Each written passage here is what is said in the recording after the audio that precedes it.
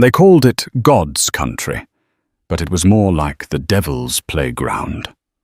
Most folks in Cedar Rock believed they'd found promise at the edge of the frontier until danger swept through in a raging wall of mud and water.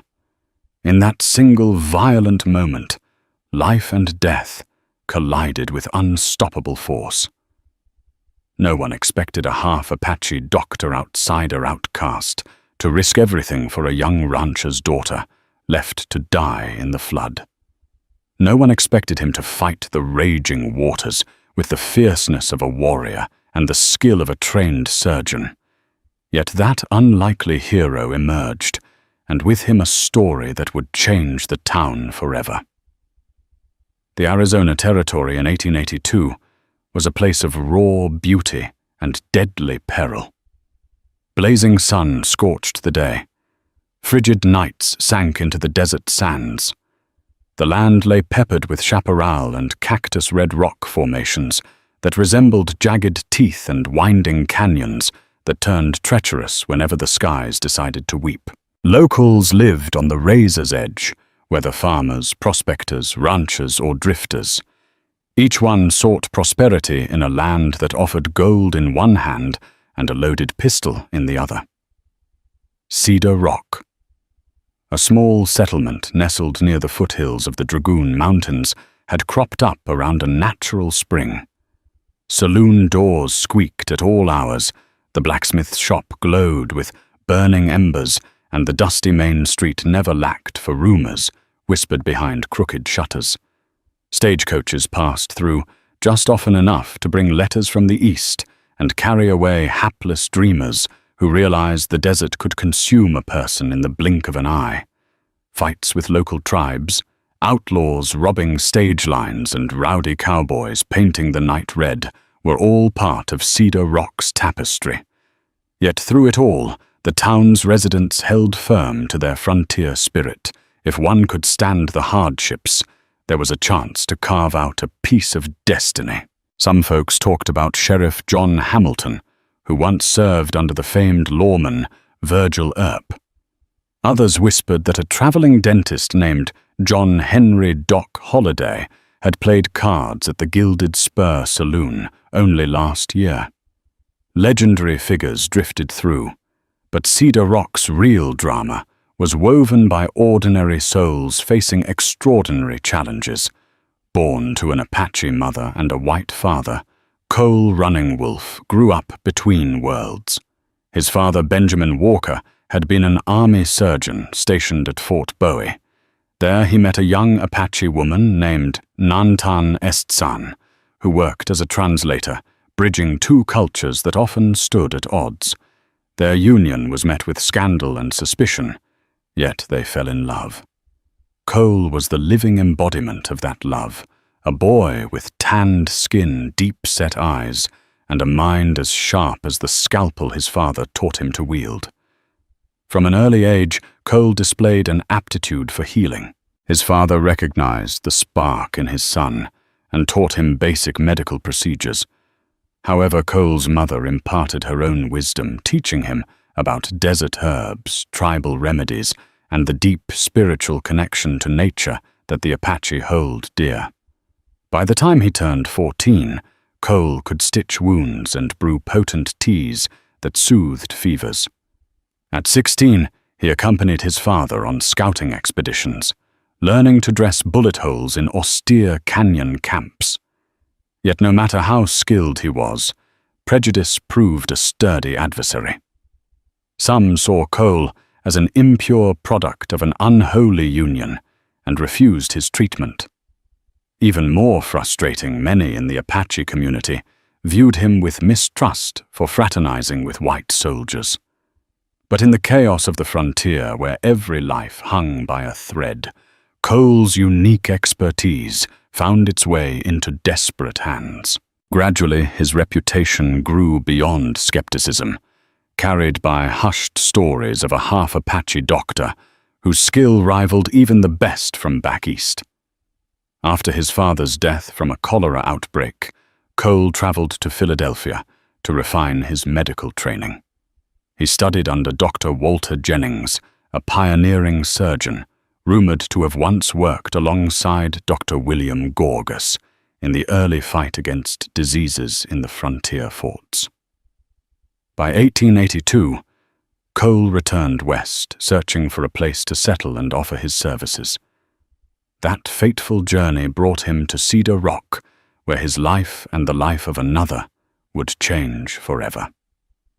Rachel Cunningham was Cedar Rock's golden girl, though few fully knew the weight she carried beneath her delicate exterior. She had grown up on the sprawling Double C Ranch, an enterprise her father, Horace Cunningham, had built from sweat grit and a small fortune inherited from his merchant family in St. Louis. With tall corral fences, well-fed horses, and half a dozen ranch hands who respected her father's fairness, Double C was the pride of Cedar Rock. As an only child, Rachel absorbed the ranching life from a tender age. She could ride a horse almost before she could walk, her braided hair flying behind her as she galloped across dusty fields. Horace taught her to rope and brand cattle, and by the time she was 18, she was as comfortable in the saddle as any cowboy. Yet she also possessed an innate kindness. She nursed orphaned calves back to health, bandaged wounded barn cats, and taught Sunday school on the ranch porch for the children of workers who lived too far from town to attend the regular service. Behind her bright smile and dusty boots, Rachel grappled with the early loss of her mother to tuberculosis. She buried her grief in service organizing charity drives, helping new settlers find land and bringing homemade cornbread to neighbors in need. The townsfolk loved her for her generosity, but they also kept a safe distance, sensing that beyond her cordial facade was a storm of sorrow. In truth, Rachel's resilience was the product of heartbreak as much as hope. She believed her father's ranch was a testament to life continuing despite tragedy. But tragedies have a way of compounding on the frontier, and the next storm was about to break. Summer in the Arizona Territory was a time of dusty trails and cloudless skies until the monsoon rains arrived. On a scorching July day, ominous black clouds gathered atop the jagged peaks of the Dragoon Mountains, swirling like a dark promise of violence. There had been rumors of a heavy storm front rolling in from the south, but few took the warnings seriously. Ranchers continued driving their cattle to water, and farmers carried on plowing their fields. In Cedar Rock, the saloon was bustling as always, filled with the rattle of dice and the clang of shot glasses. Cole Running Wolf was in the small clinic he had established in town, a humble single-room structure he had rented from the local barber. Equipped with a few Cott's medical supplies purchased from his inheritance and a sturdy oak desk for examining patients, it was far from the advanced facilities he'd known in Philadelphia. Still, for Cedar Rock, it was the best hope for miles around. That evening, thunder rattled the windows, sending a chill through the desert air. Cole paused from organizing scalpels and bandages, peering outside at the swirling mass of dark clouds. Something in his gut, perhaps the Apache instinct, honed by generations living in these lands, told him this was no ordinary storm. He stepped outside to secure the shutters, noticing the wind whip the tumbleweeds into a frenzy. Across town, Rachel Cunningham finished her errands at the general store, tying up a burlap sack of fresh flour. She glanced skyward, her heart quickening at the sight of lightning dancing in the distance. She hurried to hitch her mare, planning to get home before the rains turned the riverbeds into raging torrents. Fate, however, had other plans. In a land where storms strike swiftly and mercilessly, the next few hours would transform the lives of Cedar Rock's residents forever, and set the stage for a tale that would be told for generations. The storm unleashed its fury at sundown. Sheets of rain hammered the rooftops, rattling tin awnings and drenching the parched earth in minutes. The main street of Cedar Rock transformed into a muddy swamp as water pooled ankle-deep, surging in waves. Horses whinnied anxiously, and the saloon's swinging doors flapped wildly in the wind. Townsfolk who'd been gambling or sipping whiskey scrambled to shutter their windows and corral their animals. Outside of town, the normally dry washes and gullies filled with water so swiftly that they rose like phantom rivers, unstoppable and fierce. A flood warning in such remote territory was more a matter of luck than science. By the time people realized they were in danger, it was often too late to flee. On the outskirts of Cedar Rock, near the old crossing, where the dirt road split toward the Double C Ranch, the terrain was especially treacherous. Water roared through a canyon wash, carving new paths in the earth. A wagon could be swept away like a child's toy in a matter of seconds. Rachel Cunningham raced home on her mare, cursing under her breath at her delayed departure from town. Slanted rain pelted her face, and her hat had flown off miles back. Though the horse galloped swiftly, the washes were filling. Racing along a narrow pass, Rachel heard the deafening roar before she saw it. A wall of mud water and debris barreling toward her. With nowhere to turn, she urged her mare to veer off the path, but the panicked animal lost its footing. In an instant of heart-stopping chaos, Rachel was unseated. The horse scrambled onto higher ground, but she slid down a slick embankment into the raging torrent. Her screams were lost in the storm's roar, and it seemed no one would know her fate until the skies cleared. Word of a rider in danger reached Cedar Rock's main street by sheer chance. A ranch hand, Toby Dillard, had glimpsed a lone figure thrown from her horse in the flood while he was trying to move cattle to higher ground.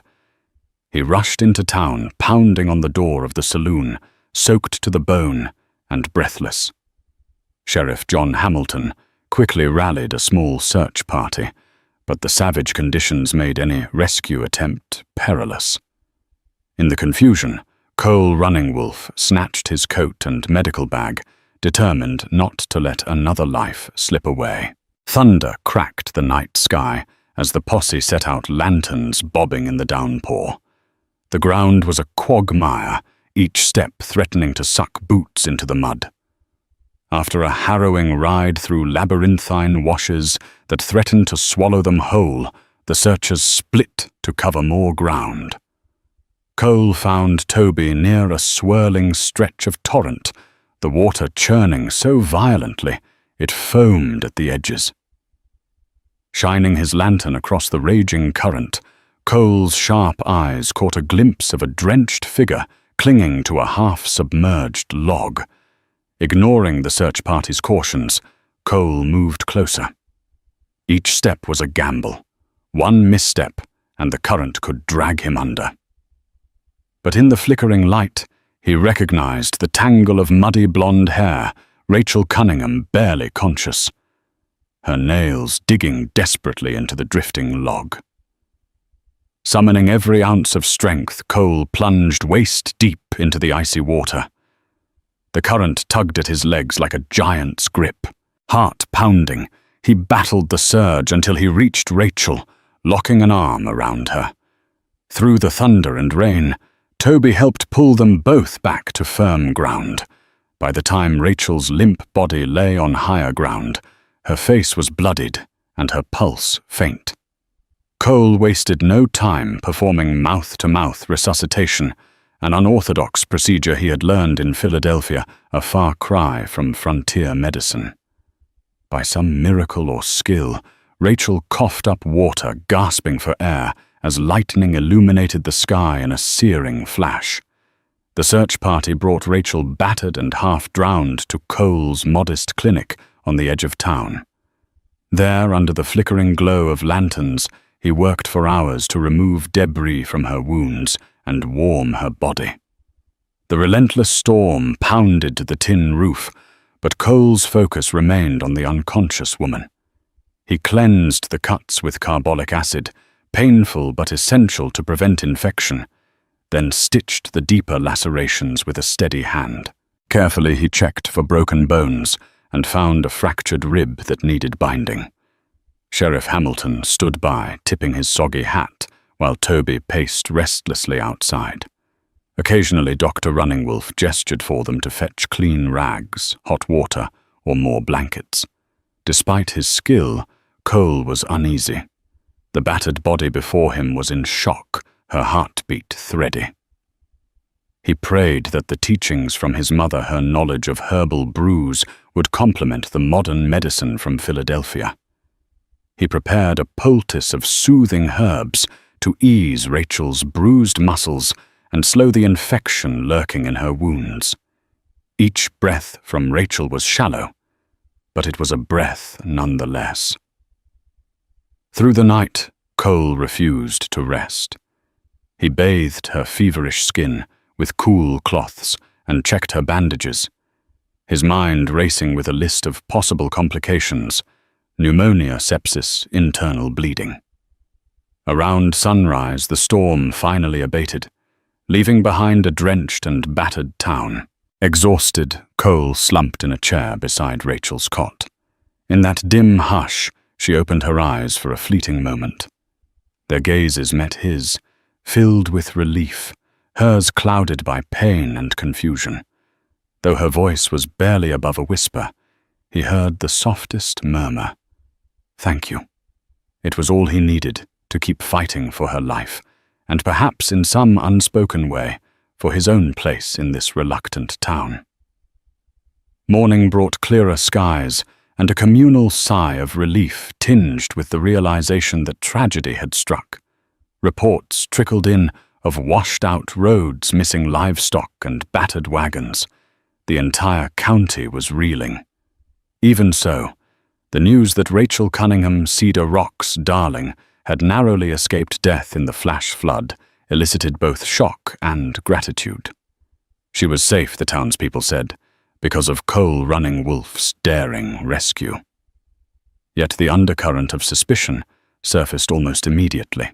Many whispered among themselves at the saloon, the general store, and the boarding house. Is that half-Indian doctor truly to thank? Didn't he use some savage witchcraft to bring her back? Some of the more superstitious folks even suggested that he'd orchestrated the flood to show off his skills. An absurd rumor.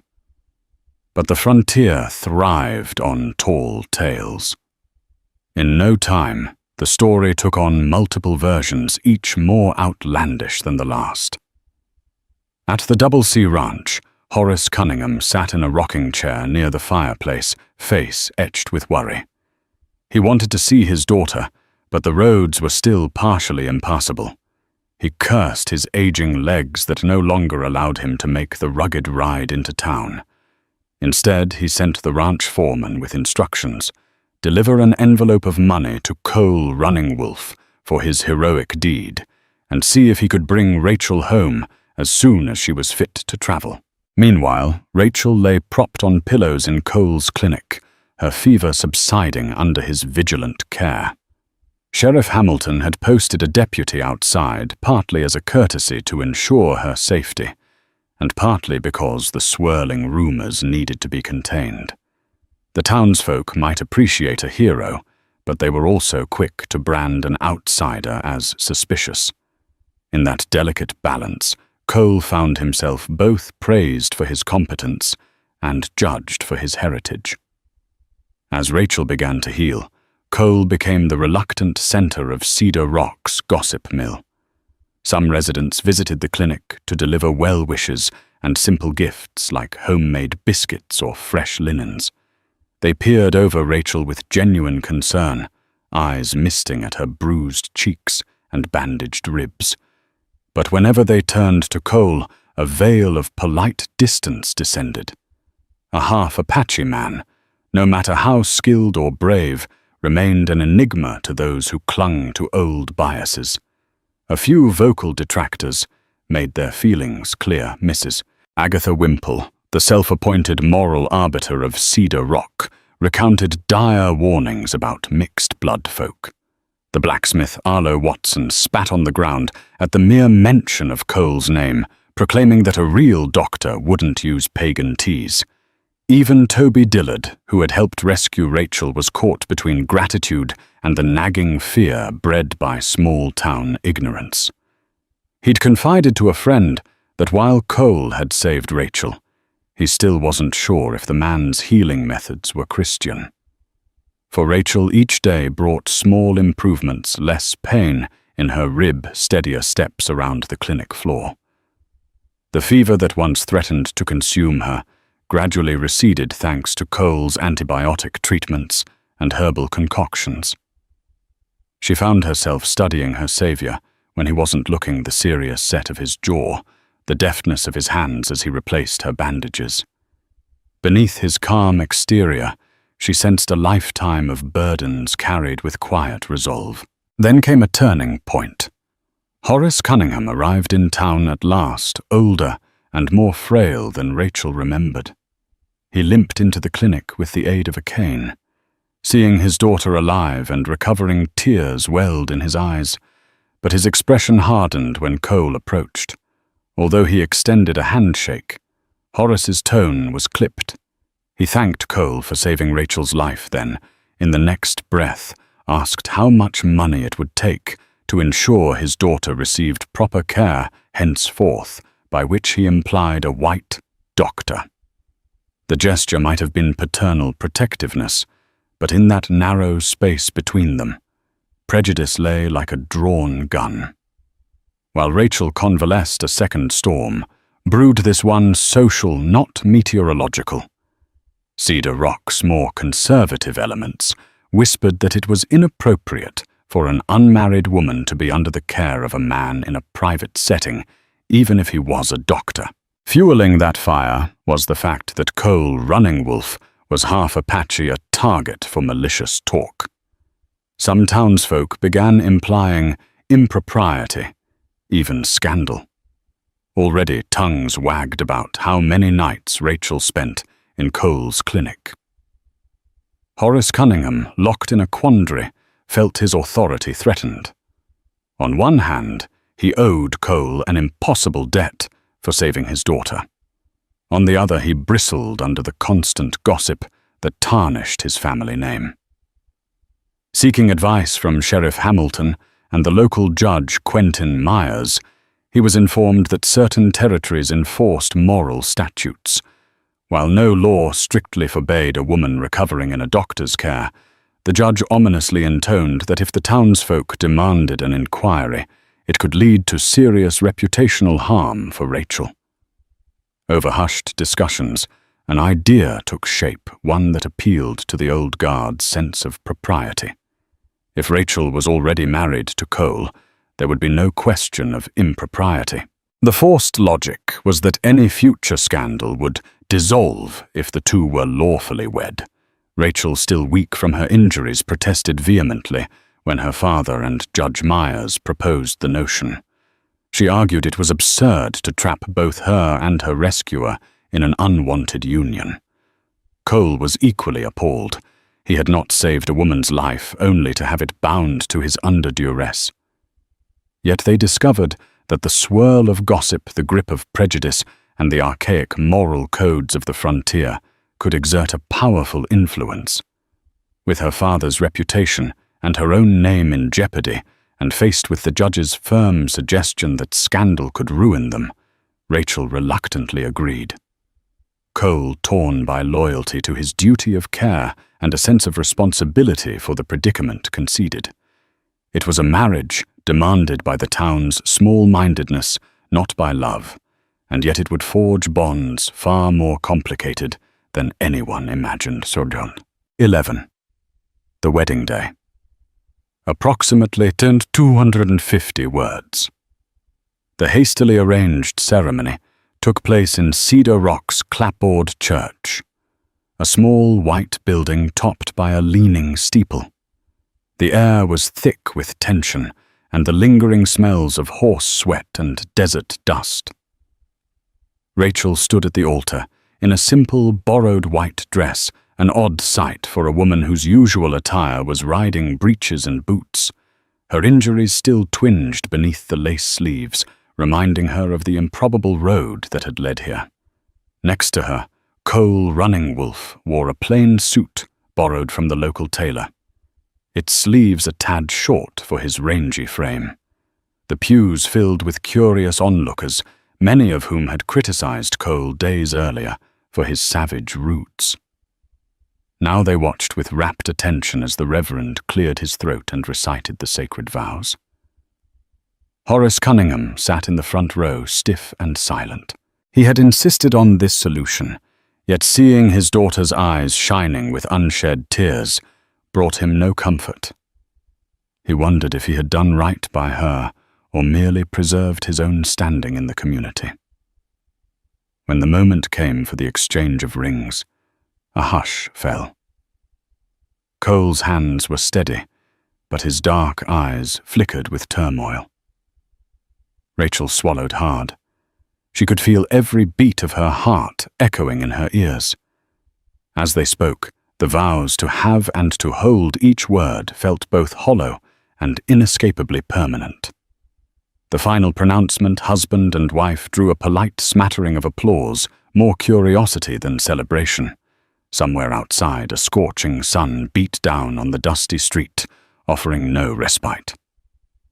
Afterward, the two newlyweds greeted guests in a receiving line that felt more like a public interrogation. Rachel nodded politely at well-wishers. Cole gave a curt bow to townsfolk, who awkwardly thanked him again for saving her life.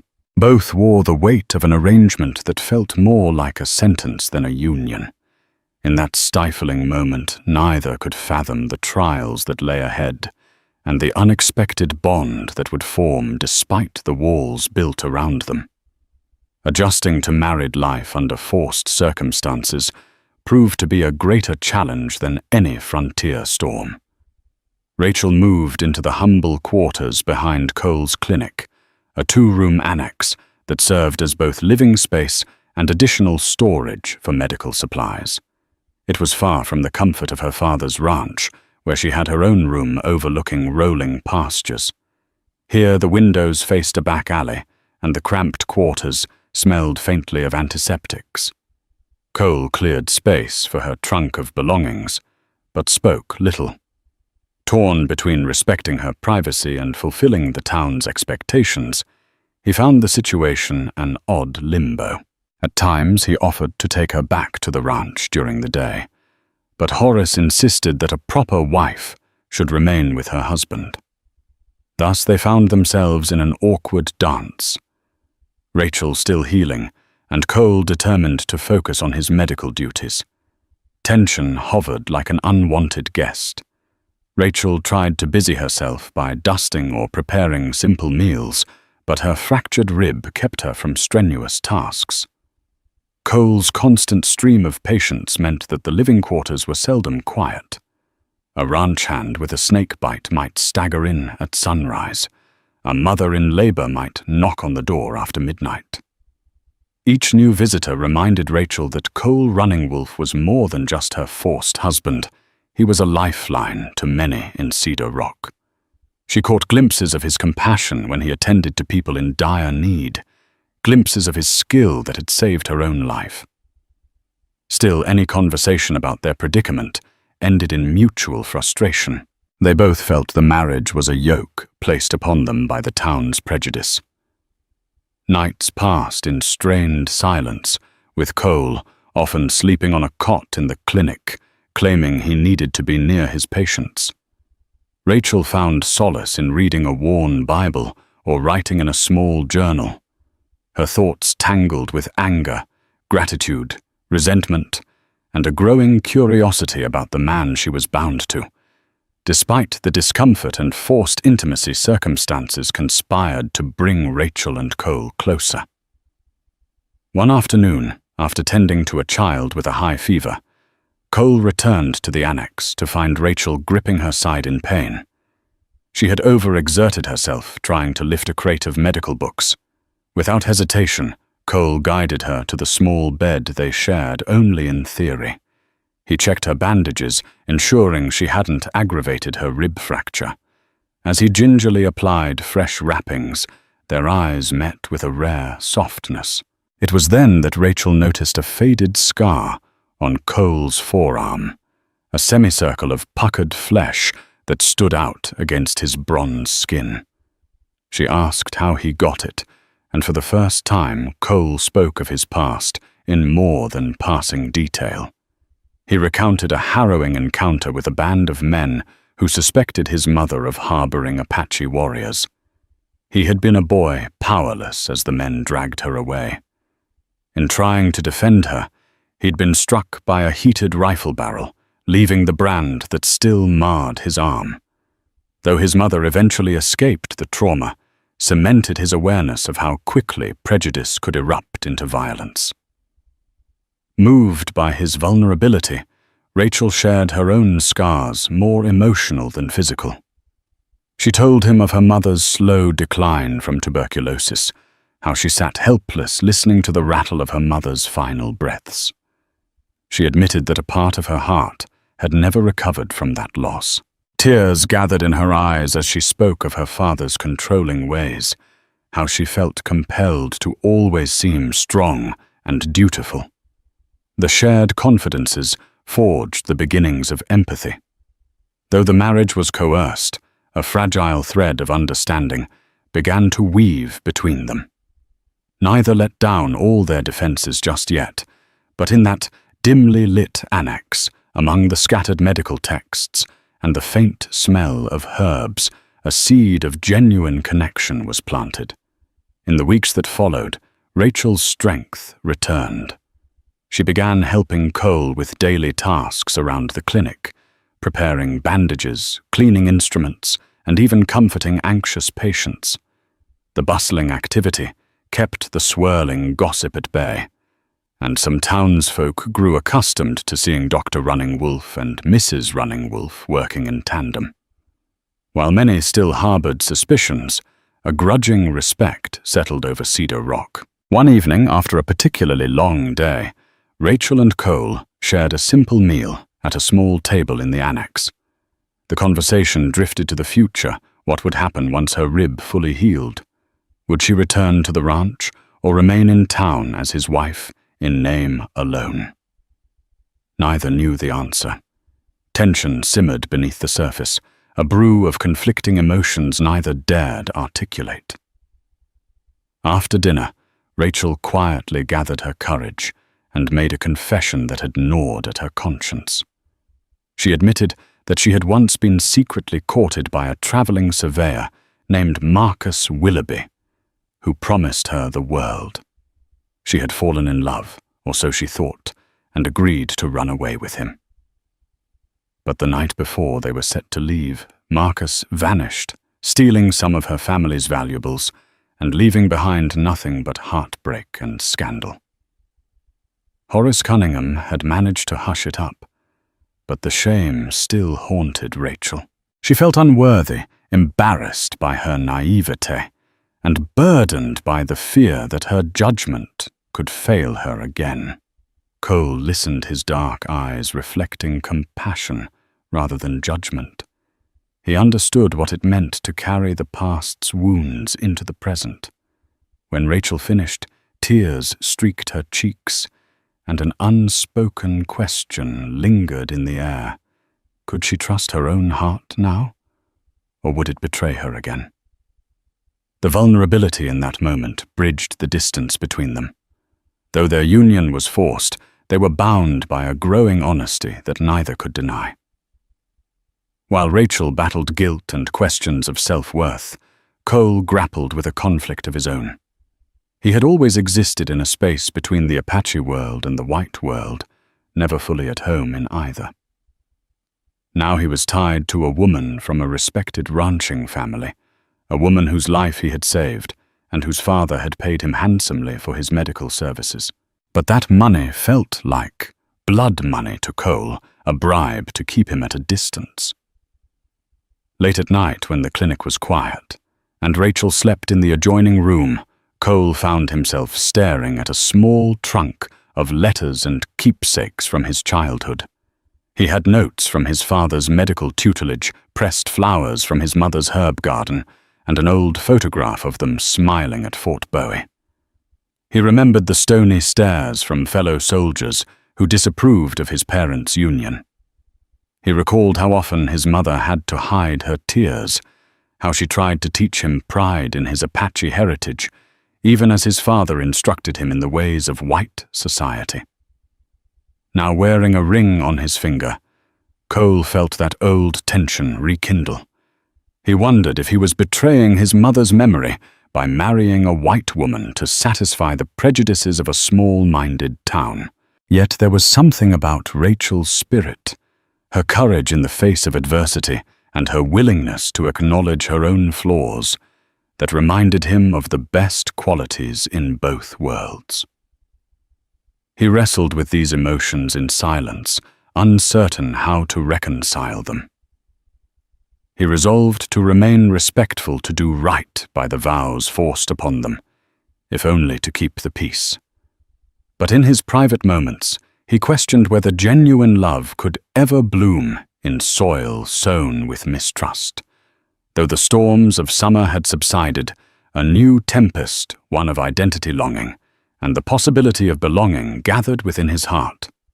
Just as life in Cedar Rock began to settle, an unwelcome figure rode into town, Marcus Willoughby.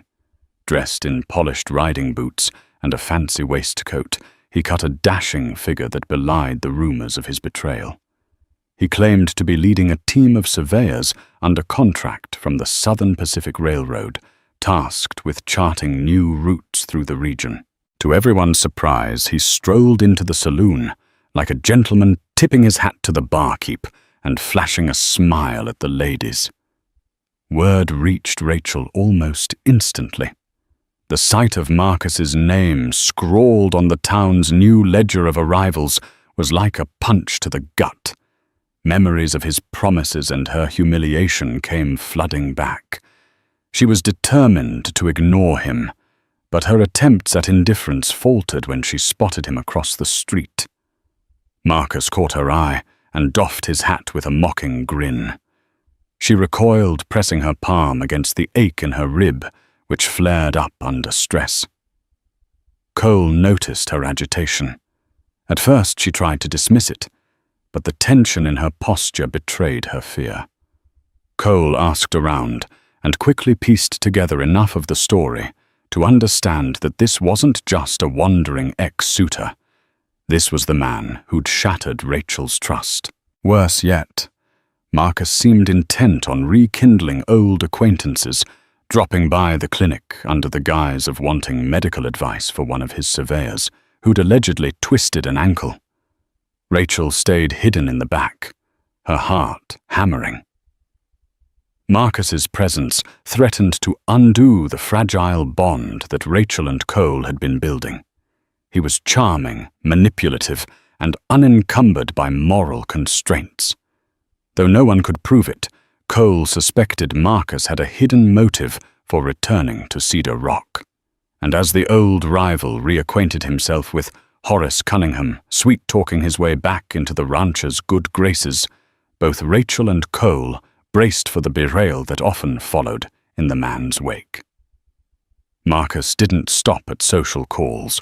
Within a week of his arrival, he began hinting at grand plans for Cedar Rock's development. Over rounds of whiskey at the saloon, he regaled the locals with stories of railroad expansions that would turn their humble settlement into a bustling hub. Land prices would skyrocket, fortunes would be made. Even Horace Cunningham, wary of outsiders, found himself listening to Marcus's polished sales pitches. The old rancher's health was failing, and perhaps the idea of new prosperity appealed to his desire for a secure future for Rachel. But behind the confident facade, Marcus was playing a game. Rumors surfaced that he was negotiating land deals at suspiciously low prices, exploiting the desperation of smaller ranchers recovering from the storm's damage. Sheriff Hamilton tried to investigate, but Marcus's papers appeared legitimate. Judge Myers shrugged off concerns, citing free enterprise. The townsfolk were divided. Some hailed Marcus as a visionary, while others felt an uneasy stirring as if a vulture had appeared to pick at the carcass of their battered town. Rachel, still living behind the clinic, tried to warn her father of Marcus's duplicity, but Horace dismissed her concerns as old heartbreak. Meanwhile, Cole Running Wolf kept a watchful eye from the periphery. He noticed that the same men who once sneered at him now eagerly courted Marcus's favor. He also spotted a group of shady characters lurking around Marcus's camp, outside town, men armed with rifles and bowie knives. Something bigger and more dangerous was at play. Late one night, a man was found beaten unconscious near the outskirts of Cedar Rock. He was identified as one of the small ranchers who had refused to sell his land to Marcus. Suspicion fell heavily on the newcomers, but no proof emerged. Fear rippled through the streets, and the darkness that Cole sensed in Marcus's grin seemed to be spreading. It was only a matter of time before the mounting tension ignited into open conflict. The July sun bore down like the judgment of heaven as Horace Cunningham rode toward the dry creek bed, flanked by Rachel and a pair of ranch hands. His face was pale sweat, soaking the collar of his shirt, but he insisted on being present for the meeting. Rachel didn't trust Marcus Willoughby as far as she could throw him, and the thought of her ailing father making such a consequential decision alone was intolerable. She rode close, scanning the hills for signs of trouble. Word of the meeting had traveled fast, carried by saloon whispers and a concerned Toby Dillard, who galloped straight to Cole Running Wolf with the news. Something in Toby's eyes, fear, maybe regret, sparked urgency in Cole. He mounted his horse without hesitation, grabbing his medical satchel out of habit. If things went south, bullets might fly faster than words. They gathered near a weathered outcrop, where pale grasses bent beneath a scorching wind. The parched creek bed cracked beneath their boots like brittle parchment. It had once been one of Rachel's favorite riding trails, peaceful, hidden, a place where she could forget the burdens of the ranch. Now it felt more like an ambush site than a negotiation table. Marcus Willoughby arrived late, riding with the swagger of a man who thought himself untouchable. He dismounted with exaggerated ease, flanked by two rugged men who wore their pistols low and loose. Their eyes swept over Rachel and her father with barely disguised contempt. Rachel's stomach turned. Horace Marcus drawled, tipping his hat. "Always a pleasure. And Rachel, you're looking radiant as ever." She stiffened, but said nothing. Horace leaned heavily on his cane, his breath ragged. "Let's get on with it," he rasped. Marcus spread out a worn surveyor's map across a rock slab.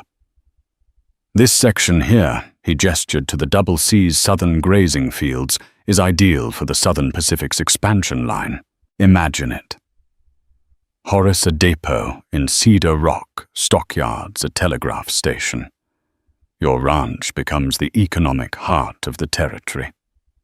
Rachel's voice cut the dry air like a blade. "And how much of that fortune ends up in your pocket, Marcus?" He smiled as if her words amused him. "My dear, I'm simply facilitating progress." "You're a parasite," she snapped, "and you think we don't see it." Marcus's smile evaporated. "Careful, Rachel. You might have a new husband now, but you're still carrying a lot of old bitterness." Just then the sound of hooves approached. Cole Running Wolf rode in hard and fast, dust curling behind him. He dismounted mid-stride, his eyes locked on Marcus with quiet fury. "Didn't realize this was a town hall," Marcus said with mock cheer. "You planning to sell your medical clinic to the railroad, too?" "Just making sure no one ends up bleeding today," Cole replied evenly. Your concern is touching, Marcus sneered.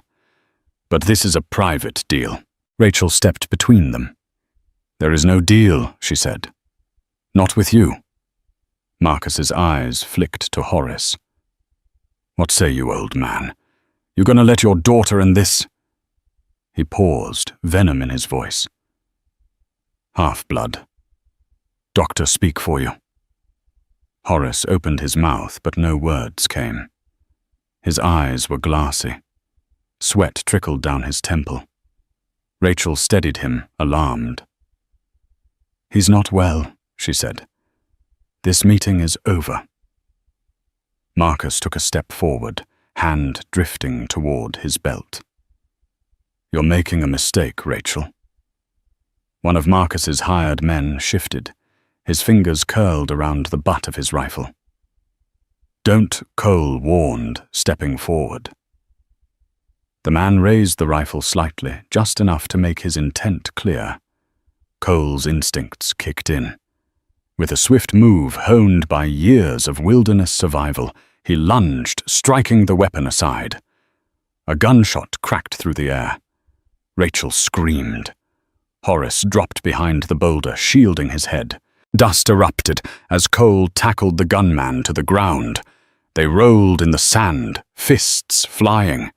The second hired man drew his pistol, but froze when a booming voice thundered from the ridge. Drop it! Sheriff Hamilton stood astride his horse, shotgun aimed and unwavering.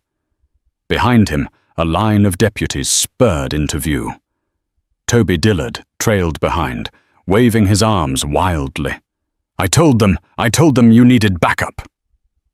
Marcus's smug demeanor crumbled as Hamilton dismounted. You got a permit for this little militia, Willoughby. Marcus raised both hands. This is all a misunderstanding. Hamilton glanced at Cole, who stood over the now disarmed gunman. Doesn't look like a misunderstanding to me. Toby stepped forward, panting. He was threatening them. I heard the whole thing. Rachel was right. Deputies confiscated the rifles. The hired men were marched away at gunpoint. Marcus, suddenly meek, tried to sweet-talk the sheriff. But it was too late. His lies had dried up like the creek bed underfoot. Rachel helped her father sit up. He clutched her hand with a strength she hadn't felt in weeks. I'm sorry, he murmured. I didn't see it until now. Cole approached, bruised but steady. Horace looked up at him with something new in his eyes. Respect. You saved us again, the old man said. I was wrong about you. Cole nodded. That's not what matters now. Sheriff Hamilton clapped a hand on Marcus's shoulder. You're done here. As the sun dipped low and the shadows lengthened, Rachel and Cole stood side by side. What had begun as a confrontation had turned into a reckoning. The danger was over for now. But something deeper had shifted, not just in the town, between them. A second shot thundered through the air, echoing like a final judgment. Sheriff Hamilton burst onto the scene, atop his chestnut mare, his deputies flanking him with rifles drawn. Dust billowed around them as they skidded to a halt. The law had arrived late, perhaps, but not too late to tip the balance. Drop your weapons, the sheriff barked. The sound of his voice jolted everyone into motion. One of Marcus's hired men raised his hands immediately. The other hesitated only to find the barrel of Deputy Jameson's shotgun aimed squarely at his chest. With shaking fingers, he let the rifle fall to the ground. Marcus spun around, the charm gone from his face. Sheriff, this isn't what it looks like. I was ambushed. Save it, Hamilton snapped, dismounting. We've heard plenty about your business dealings. Got 2 witness statements that say you tried to intimidate the Cunninghams into selling. Rachel, still crouched beside her father, turned to Cole, who stood chest-heaving and fists bloodied. She reached for him instinctively, her trembling hand resting against his arm. The heat of his skin was a reminder he was alive, and that he had stood between them and death. Horace groaned as Rachel helped him up. His face was pale lips dry, and his voice cracked with fatigue. "I was a fool," he muttered. "Should have listened. To my daughter. To you." He looked directly at Cole, and in that gaze was something more than gratitude. There was humility. Cole stepped closer. "I didn't do it for your forgiveness," he said quietly. "I did it because it was right." The sheriff ordered Marcus and his men bound and taken to the jailhouse. Fraud, attempted coercion, assault with a deadly weapon. That's a long list, Willoughby. Let's see how well you talk behind bars. For once, Marcus had no slick reply. As he was marched away, his boots kicking up puffs of dust, the reality of his failed schemes settled over him like a noose. The townsfolk who had gathered at a distance began to approach, murmuring among themselves. Toby Dillard, who had ridden for help, received pats on the back. "Told you Cole wasn't like the rest," he said loud enough for the crowd to hear. Back in town, Judge Myers reviewed the charges and, perhaps swayed by public opinion and mounting evidence, agreed to press formal charges. Marcus would face a full trial. The judge even offered Cole a respectful nod, something unthinkable just weeks earlier. Later that evening at the edge of Cedar Rock, Horace Cunningham pulled Cole aside. "You saved more than our lives today," he said hoarsely. "You saved my pride. I see that now." He reached into his coat and withdrew the envelope of money he had once offered in shame. "I tried to buy you off. You didn't take it. That tells me everything I need to know." "I don't want your money," Cole said, pushing it back. "I know," Horace said. "But I want you to take something else, my respect. And if you'll allow it a place in my family." Cole didn't answer right away, but he nodded slowly, eyes meeting Rachel's across the yard. For the first time, the distance between them didn't feel forced. It felt like the start of something neither of them could have foreseen, but might finally be ready to accept. In the days following Marcus Willoughby's arrest, the heat in Cedar Rock seemed to ease as if the land itself had exhaled.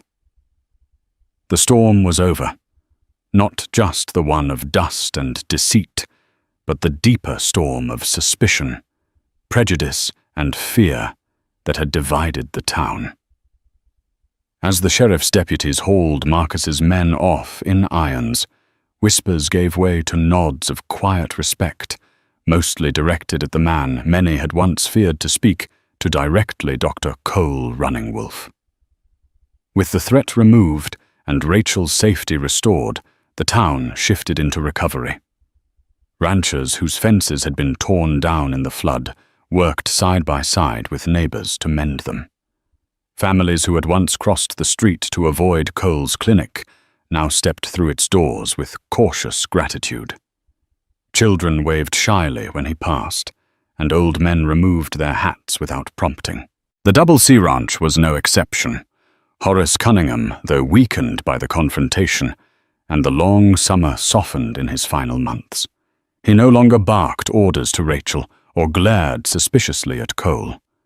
Instead, he spent his time sitting under the cottonwood tree near the corral, often watching Rachel and Cole ride out together sometimes to collect herbs, sometimes just to breathe in the open plains. He even began dictating letters to Rachel, asking her to send word to distant relatives that the Cunningham legacy was in capable hands. With Horace's blessing, Cole and Rachel moved back to the ranch temporarily. Cole divided his time between helping manage the land and treating patients from a small outpost on the property. Rachel turned part of the old bunkhouse into a supply room and clinic extension, organizing shelves of bandages, herbs, and medical texts. She had found her place, not as someone's daughter, not as someone's patient, but as a partner in something meaningful. Their marriage, once a forced compromise to satisfy society's expectations, began to shift in tone. The tension that had once filled the spaces between them was replaced by an ease born of shared labor and hard-won trust. Rachel often found herself studying Cole when he wasn't looking, watching how he gentled a wounded horse or held a feverish child's hand until the trembling stopped. He, in turn, noticed how her smile no longer had to fight through grief, how she could laugh without shame or hesitation. One evening, as they sat on the porch overlooking the prairie, Rachel handed Cole a folded note. It was something she'd written weeks ago, but only now found the courage to share. "I used to think my life ended in that flood," it read. "But maybe that was just the beginning. Maybe the storm washed away everything I wasn't meant to carry into the future." Cole folded the note carefully, eyes lingering on hers. "And what is it you want to carry forward?" he asked. She reached for his hand, intertwining their fingers. "You," she said, softly, "if you'll have me. Not because we were forced to, because I choose to." In the vast golden silence that followed, Cole answered without words, just a quiet nod, a look that said everything the desert had taught him about surviving, healing, and loving when you least expect it. Together they turned toward the horizon. Not every scar fades, but some become the lines that shape a future, stronger than anything the past could have imagined. Out of a raging desert flood and a forced union, Dr. Cole Running Wolf and Rachel Cunningham found an unlikely partnership that defied the narrow judgments of their town. In a land where prejudice threatened to drown them both, they forged a connection stitched together by mutual respect, shared hardship, and a spark of hope. Their story reminds us that even in the hardest terrain, resilience and compassion can blossom. If you've been touched by their journey, by the roar of the flash flood, the desperate rescue, the prejudices that forced a wedding, and the salvation that only love and understanding can provide, then we invite you to join us in sharing this tale. Please like, share, and subscribe to our channel. Let's keep the spirit of the frontier alive by passing on stories of courage, redemption, and unity that echo through time. Thank you for listening.